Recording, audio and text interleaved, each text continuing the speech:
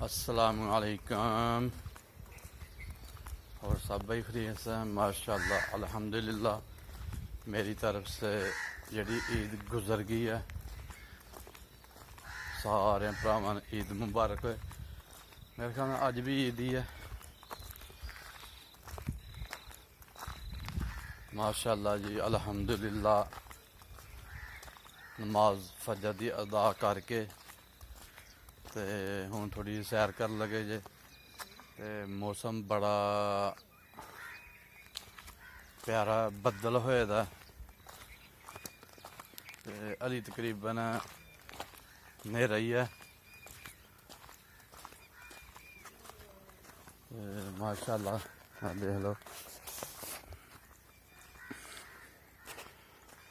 नमाज फजर दी पढ़ के ते बाहर निकल गए। हुण थोड़ी सैर कर लीए ते मौसम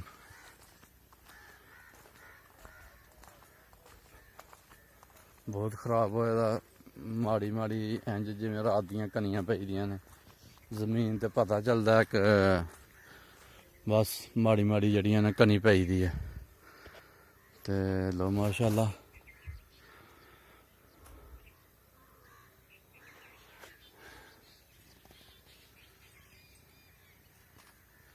अज असीं अपना इंशाल्लाह बकरियां का शौक पूरा करांगे, क्योंकि काफ़ी दिन हो गए जड़ा ना बकरियां का शौक कीते दा। ते इंशाल्लाह अज बकरियां का शौक करांगे।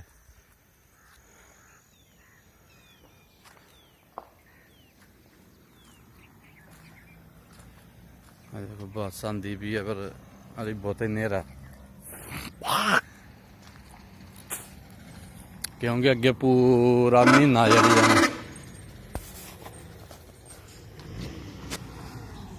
पूरा महीना तकरीबन सैर नहीं की। सुबह नमाज पढ़ के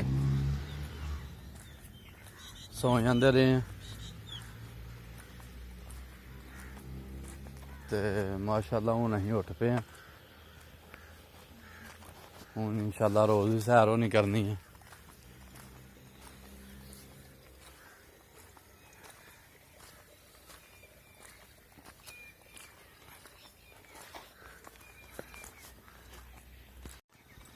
माशाल्लाह जी थोड़ी देर तक असीं हुण बकरियां का शौक पूरा करने हैं। बहरहाल असीं सुबह सुबह सैर करन निकल गए हैं। ते माशाल्लाह जी कणकां जड़ियां ने तकरीबन और 10-15 दिन दे विच इंशाल्लाह पक्कनियां शुरू हो जानियां ने। विच कणकां कोई ऐसरां दियां घेतरियां ने कि करलाठियां पैलियां ने, पानी नहीं लगा ते ओह तकरीबन पक्क गेदियां ने। पर जिन्होंने सही पानी लगा ना हरियां ने हली।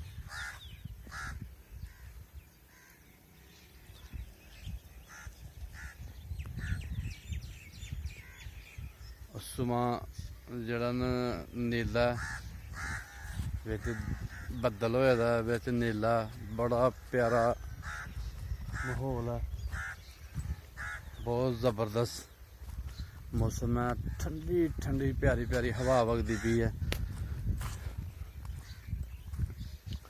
माशाल्लाह जी माशाल्लाह।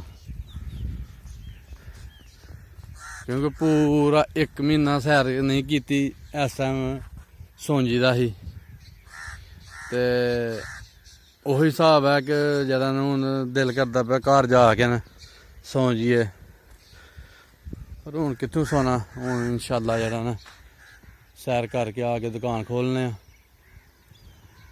बकरियां कड्ढने बाहर ते बस इन्ना ही हिसाब किताब होगा इंशाल्लाह।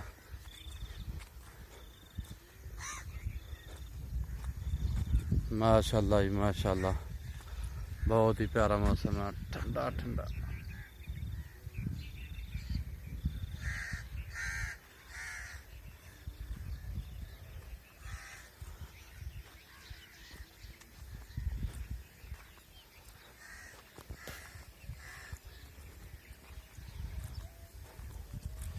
ते शटाले जड़े ने बड़े प्यारे होए ने बकरियां दे, मज्जां दे, जानवरां दे। जिन्ने भी जानवर ने उन्होंने शटाले पैंदे ने ते सही मौसम है, सही फसल है अल्लाह की मेहरबानी नाल। हर चीज़ अपनी जगह ते हरियाली है।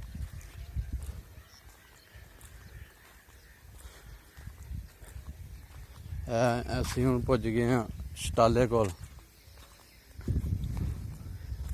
बरसीत है बड्डे दा। फिर माड़ियां माड़ियां कनियां जड़ां ना लत्थन डै पियां ने।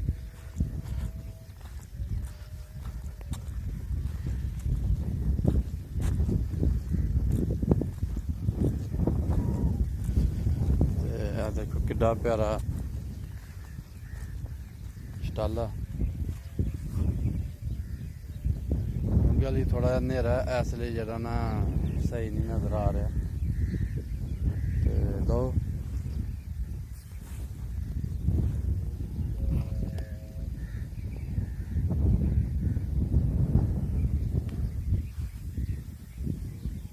बहुत ज्यादा बदल हो गया हूँ, अगे थोड़ा घट सी।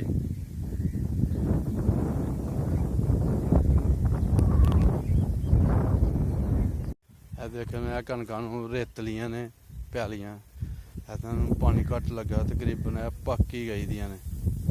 मासा मामूली कसर है पकन च। ते लो जी असीं हुण पुज गए अपनी पुरानी जगह ते, जिन्नूं असीं डुंबर कहने हैं। ते जिथे माशाअल्लाह देख लो हल्ली भी पानी है। 1 महीने तो बाद इधर आए हैं ते देख लो हल्ली भी पानी है जरा ना। मसलन इत्थों पानी बहुत घट सुकदा क्योंकि हल्ली भी इत्थे तकरीबन लख पानी होना है। डूंगी जगह कर छड़ी दी।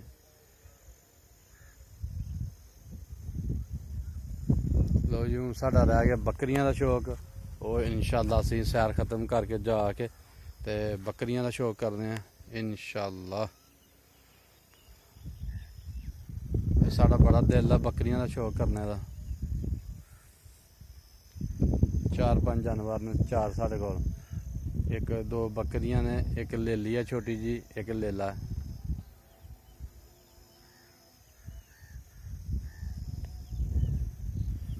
माशाअल्लाह जी माशाअल्लाह।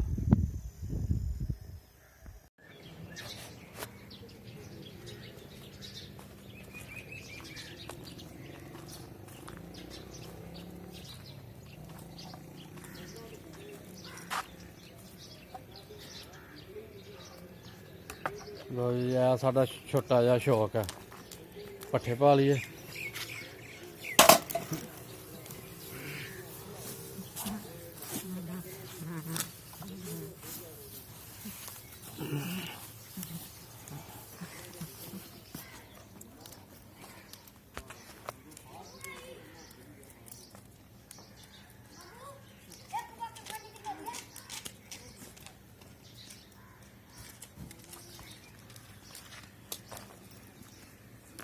यह साडा छोटा जिहा शौक है जी बकरियां का। माशाअल्लाह पट्ठ साड़ी तैयार है सून नूं, हाली 10-15 दिन लग जाने ने।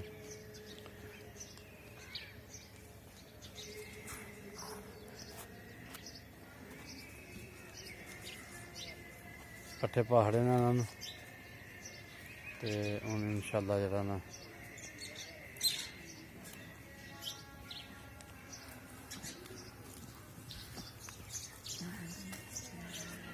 खांदे ने, फिर बन्नने हैं पिछे।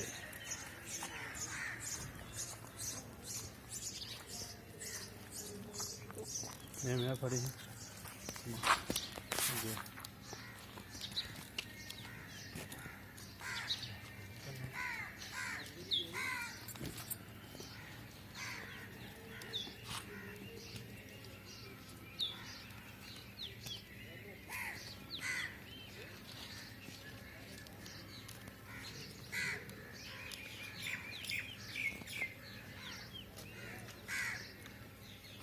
अल्लाह।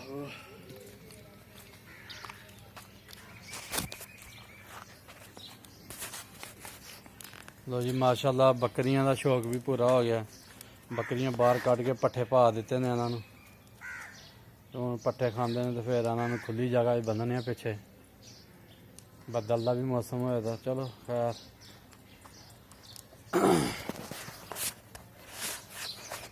ਲਓ ਜੀ, ਮਾਸ਼ਾਅੱਲਾ ਸੁਬਹ ਸੈਰ ਨਮਾਜ਼ ਪੜ੍ਹ ਕੇ ਸੈਰ ਕਰਕੇ ਤੇ ਬੱਕਰੀਆਂ ਦਾ ਸ਼ੌਕ ਵੀ ਪੂਰਾ ਹੋ ਗਿਆ। ਐਡਾ ਇੰਨਾ ਹੀ ਸਾਡਾ ਸ਼ੌਕ ਆ ਬੱਕਰੀਆਂ ਦਾ। ਤੇ ਲਓ ਜੀ, ਮਾਸ਼ਾਅੱਲਾ ਲਾਈਕ ਕਰੋ, ਸ਼ੇਅਰ ਕਰੋ, ਸਬਸਕ੍ਰਾਈਬ ਕਰੋ। ਅੱਲਾ ਹਾਫਿਜ਼।